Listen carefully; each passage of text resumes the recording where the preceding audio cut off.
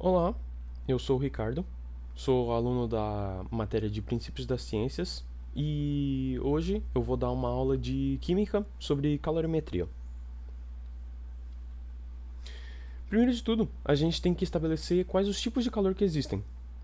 O primeiro, que seria possivelmente o mais famoso pela população leiga, é a caloria. Na caloria, a gente tem uma forma da gente conseguir medir o calor. Só que existem outras. Existe o BTU e o Joule. O BTU ele é o British Thermal Units. Nele, a gente pode converter de calorias para BTU sem nenhum tipo de problema. A mesma coisa acontece para o J, que é os joules. Que os joules, eles ainda assim, o joule e o BTU e a caloria, todos eles conseguem agir em conjunto para conseguir medir um certo tipo de calor. Agora, sempre quando a gente tem algum tipo de objeto ou substância adquirindo ou perdendo temperatura, nada mais é que ela perdeu ou adquiriu calor. E esse calor, ele age em proporção com a temperatura. Essa proporção, a gente pode dizer que ela age de maneira constante e nesse caso a gente poderia determinar ela e dizer que ela é um certo C. Esse C, a gente dá um nome específico para ela, que se chama capacidade térmica. Mas da mesma maneira, a gente pode dizer que esse C a gente pode substituir por MC, que é uma maneira da gente conseguir relacionar a massa. Só que esse C grande, ele fica diferente do C pequeno, onde o C grande é a capacidade térmica e o C pequeno é o calor específico. Então a gente tem uma relação direta entre esses dois, onde a capacidade térmica é igual ao calor específico vezes a massa. Assim, a gente pode estabelecer alguns tipos de calor específico que existem de alguns sólidos, como o exemplo que eu estou dando para vocês agora. Mas também existem alguns tipos de momentos que a gente tem um certo tipo de substância que não varia a temperatura. Por que não está variando a temperatura? Mesmo a gente fornecendo calor para essa substância. É porque ela está mudando de fase. Quando ela está mudando de fase, ela vai mudar ou do líquido para o sólido, ou do sólido ou do gasoso para o líquido. Ou o contrário, sem problemas. Aí, nesse tipo de ocasião, a gente tem que relacionar outro tipo de calor.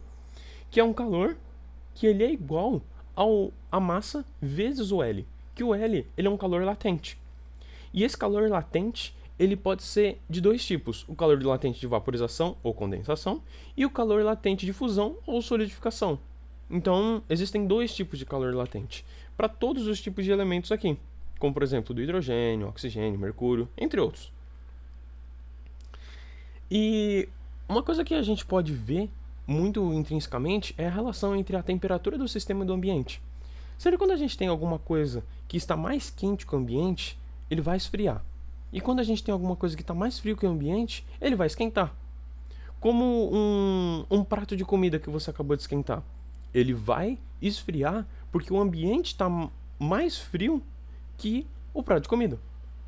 Enquanto um copo de água gelado, ele vai ficar mais quente porque o sistema está mais quente que ele, então eles vão entrar em equilíbrio térmico. E o que demonstra que eles estão ficando em equilíbrio? É porque, como no primeiro exemplo ali, na direita, a gente tem que quando a temperatura do ambiente ela é menor que a temperatura do sistema, esse sistema ele vai liberar energia na forma de calor. Ou seja, liberando energia, ele vai perder energia. Ele vai perder calor. Ele perdendo calor, então a gente tem que o Q ele é menor que zero. Ele assume um valor negativo. Quando a gente tem que um sistema ele tem uma temperatura menor do que o ambiente, então a gente pode dizer que ele está roubando energia do ambiente. Em outras palavras, ele tem um ganho de calor. Ou seja, ele tem um calor positivo. Ele ganha, ele recebe energia. Enquanto em ocasiões onde o sistema e o ambiente estão com a mesma temperatura, não existe um porquê eles trocarem energia. Por quê? eles já estão em equilíbrio térmico e já estão no menor estado de energia. Então não tem por que eles transferirem energia. Assim, a gente pode dizer que o calor é a energia trocada entre um sistema e o ambiente, devido a uma diferença de temperatura. E algumas notas importantes que a gente tem que destacar é que o calor ele não é alguma coisa intrínseca. Ele não tem como a gente dizer que um certo líquido tem 1000 calorias ou 1000 joules. Não tem como a gente dizer isso, porque a gente sempre mede de alguns valores pré-estabelecidos. Como, por exemplo, de 10 graus Celsius até 15 graus Celsius. Ou de menos 10 graus Fahrenheit até 100 graus Fahrenheit. Ou até mesmo poderia ser em Kelvin. Kelvin, graus Celsius ou graus Fahrenheit. Por exemplo, antes do calor, ele era medido em termos da capacidade de aumentar a temperatura da água. A caloria foi definida como a quantidade de calor necessária para aumentar a temperatura de 1 grama de água de 14,5 graus Celsius para 15,5 graus Celsius. Então, uma caloria ela é igual a 1 grama de água. Uma caloria ela é necessária para conseguir elevar 1 grau Celsius da temperatura de 1 grama de água. Mas já no sistema inglês, a unidade de calor era o BTU, que era definida a quantidade de calor necessária para aumentar a temperatura de 1 libra de água, uma libra de água, de 638 graus Fahrenheit para 648 graus Fahrenheit. Então, 1 BTU era o suficiente para aumentar 10 graus Fahrenheit em 1 libra de água, o que já é diferente. Mas acabou que às vezes isso dava muita confusão. Então, em 1948, a comunidade científica decidiu que o calor, como o trabalho, é uma energia transferida. E a unidade de calor no SI deveria ser a mesma da energia, ou seja, o joule. A caloria hoje é definida como igual a 4,1868 joules. Exatamente esse valor, sem nenhuma referência ao aquecimento da água. Ou seja, eles não estão utilizando mais valores arbitrários, e sim valores específicos sobre aquilo que eles querem medir, que seria o joule. E uma coisa muito importante que a gente tem que destacar é que o calor específico e a capacidade térmica são utilizados somente para situações onde há variação de temperatura. Ou seja, se a temperatura varia, a gente tem que utilizar ou calor específico ou capacidade térmica. Enquanto no calor latente é utilizado somente para situações onde há mudança de estado físico e que não tem variação de temperatura, que seria no caso da passagem da solidificação, da condensação, da liquefação, coisas assim. E agora eu gostaria de trazer 2 exemplos para conseguir resolver.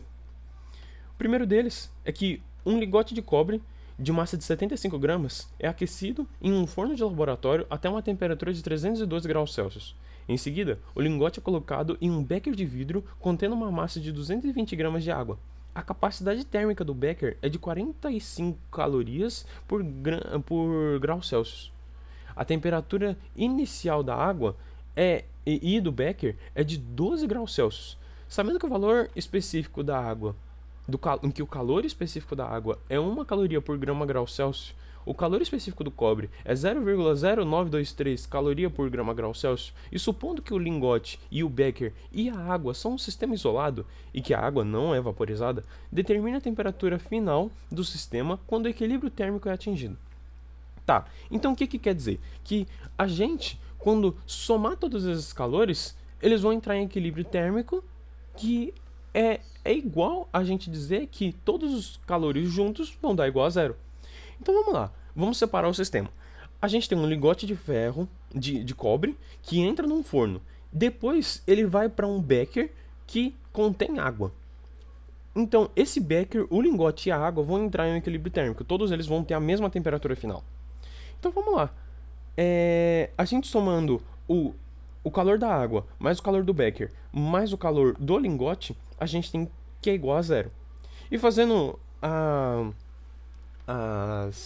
os arranjos algébricos necessários, a gente tem que a temperatura final é igual a 20 graus Celsius.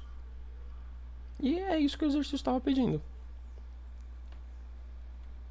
Agora, por exemplo 2, eu trago aqui que, sabendo que o calor específico do gelo é 2.220 joules kg grau Celsius, O calor latente de fusão da água é 333 kJ por quilograma e o calor específico da água líquida é 4.186,8 joule por quilograma grau Celsius.